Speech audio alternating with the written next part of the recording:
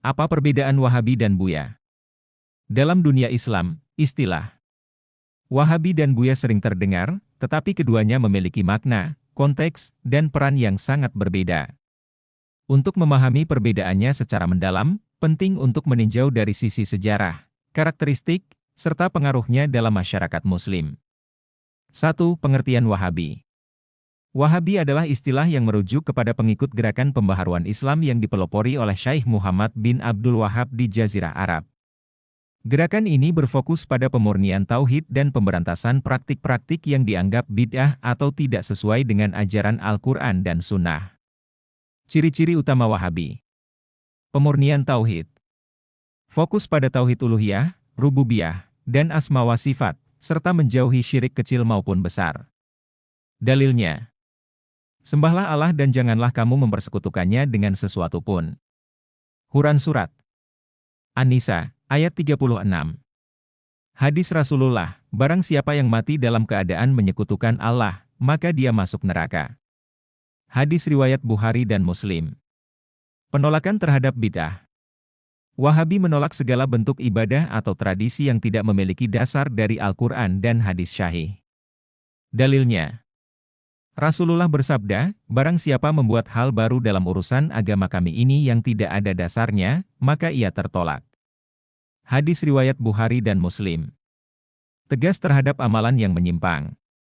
Melarang ziarah kubur dengan tujuan meminta keberkahan atau perantara, menolak perayaan Maulid Nabi, dan tradisi lokal yang dianggap menyimpang. Keutamaan pendekatan Wahabi. Menguatkan tauhid dan menjaga kemurnian ibadah. Mengarahkan umat kepada pemahaman Al-Quran dan Sunnah secara literal. Kritik terhadap Wahabi. Pendekatan yang dianggap terlalu keras oleh sebagian kelompok, khususnya dalam menghadapi tradisi lokal yang dianggap bertentangan dengan syariat. 2. Pengertian Buya. Buya adalah gelar kehormatan yang berasal dari bahasa Minangkabau, Indonesia, yang berarti ayah atau guru. Istilah ini digunakan untuk merujuk kepada ulama atau tokoh agama yang dihormati karena ilmu dan akhlaknya, khususnya di wilayah Sumatera Barat. Ciri-ciri utama Buya. Pendekatan moderal. Buya sering dikenal dengan pendekatan Islam yang moderat, seimbang antara syariat dan budaya lokal. Pengajaran agama dengan hikmah. Buya menekankan pentingnya dakwah beyel hikmah, dakwah dengan kebijaksanaan yang mampu menyentuh hati masyarakat. Dalilnya. Serulah, manusia, kepada jalan Tuhanmu dengan hikmah dan pelajaran yang baik. Quran Surat An-Nahl, ayat 125. Menghargai tradisi lokal. Sebagai ulama Nusantara, Buya sering memadukan nilai-nilai syariat Islam dengan kearifan lokal tanpa melanggar akidah. Kedekatan sosial. Buya adalah sosok yang membangun hubungan dekat dengan masyarakat, seringkali menjadi panutan dalam kehidupan sehari-hari. Keutamaan pendekatan Buya. Memberikan pemahaman Islam yang mudah diterima oleh masyarakat setempat. Menyelaraskan syariat Islam dengan tradisi lokal yang bermanfaat. Contoh tokoh Buya yang terkenal. Buya Hamka, Haji Abdul Malik Karim Amrullah. Seorang ulama, sastrawan, dan tokoh pembaharu Islam di Indonesia yang banyak memberikan kontribusi melalui dakwah, tulisan, dan pendekatannya yang moderat. 3. Perbedaan utama antara Wahabi dan Buya. 1. Asal-usul Wahabi dan Buya. Wahabi berasal dari gerakan pembaruan Islam yang didirikan oleh Syekh Muhammad bin Abdul Wahab di Jazirah Arab pada abad ke-18. Gerakan ini muncul sebagai reaksi terhadap banyaknya praktik-praktik yang dianggap menyimpang dari syariat Islam, seperti penyembahan kubur dan tradisi yang bercampur dengan keyakinan syirik. Wahabi menekankan kembali pentingnya tauhid yang murni berdasarkan Al-Quran dan Sunnah Nabi. Buya adalah gelar kehormatan yang berasal dari bahasa Minangkabau di Sumatera Barat, Indonesia.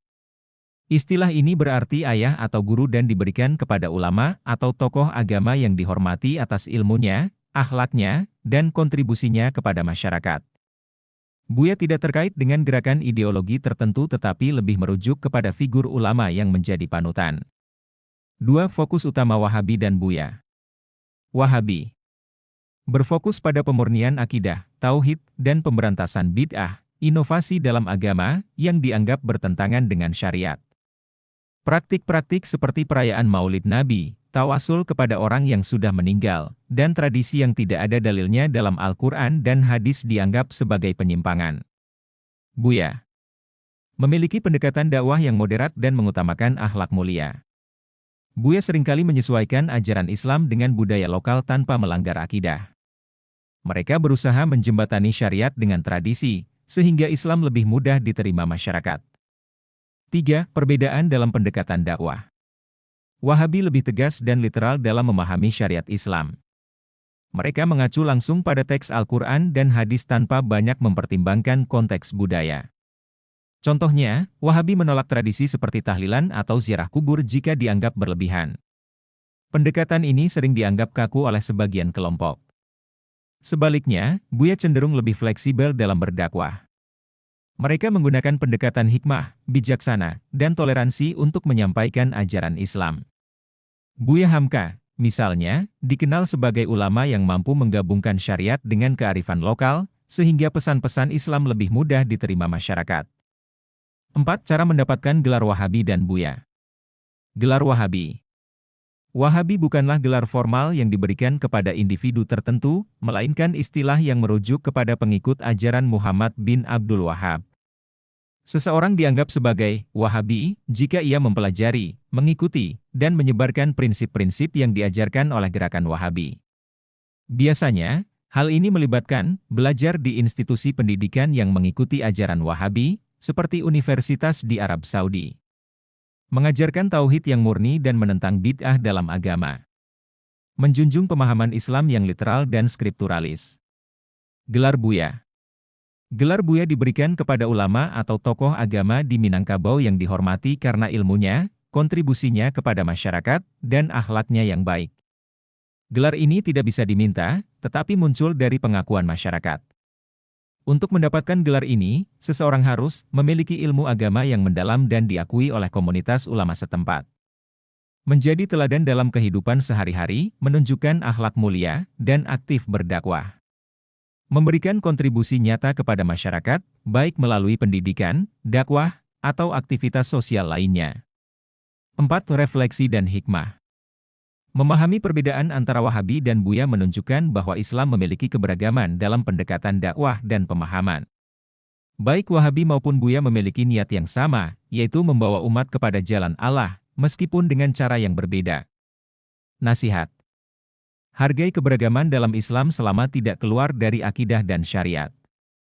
Gunakan hikmah dalam berdakwah, sesuai dengan firman Allah, dan bersabarlah terhadap apa yang mereka katakan, dan jauhilah mereka dengan cara yang baik.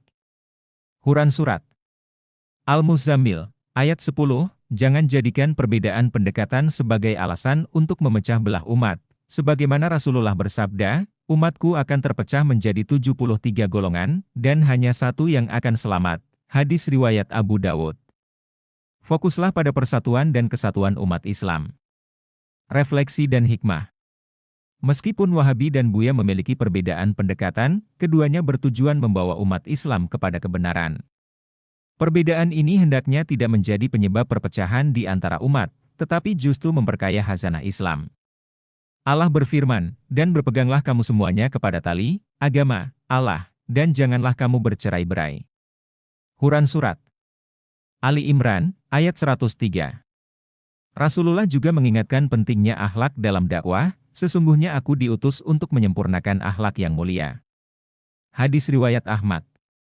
Oleh karena itu, baik pengikut Wahabi maupun tokoh Buya harus bersatu dalam membawa pesan Islam yang rahmatan lil alamin. Dengan memahami perbedaan ini, kita dapat mengambil hikmah dari kedua pendekatan untuk memperkuat keimanan dan memajukan dakwah Islam di era modern ini.